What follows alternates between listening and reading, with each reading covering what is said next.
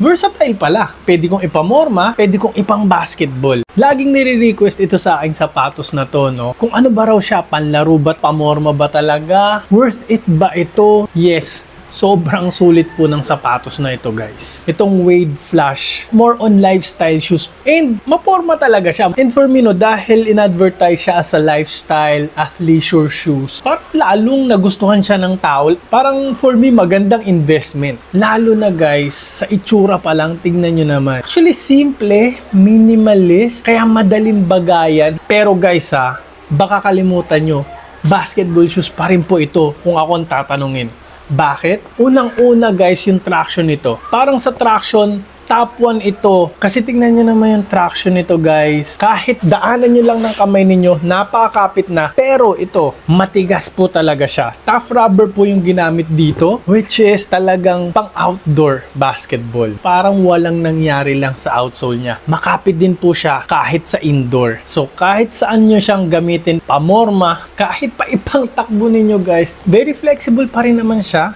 Mobile na mobile yung paa mo dito. Low cut, ang ganda ng fit, napaka-comfortable, and isa ito sa pinakamagaan. If not, ito yata ang pinakamagaan na budget shoes ng Li-Ning. May torsion plate din ito, and very supportive pa rin naman siya. Kasi umaangat yung foam and itong outsole sa gilid to akta sa sidewall para sa mga Euro step, jab step ninyo. Heel counter, maganda pa rin. Very rigid pa rin po, very supportive. Ang ganda ng lockdown dito, iwas tapilok. So, ganitong mga sapatos ang gusto ko. Very supportive pa rin. Napakaganda ng traction pa din. And pagkatapos mo maglaro ng basketball, pwede kang dumiretso sa mall. At ito pa rin ang gamitin nyo kasi napaka-maporma pa rin. So guys, highly recommended. Lalo na yung all white na colorway nito. Kung guardia kayo, shooting guard hanggang small forward, nandiyan po yung yellow basket sa baba. I-click nyo na po yan. Hindi po mabubutas yung bulsa nyo kasi naka-sale pa po siya ngayon. I-click nyo na po yung link na yan. Bumili na kayo now na.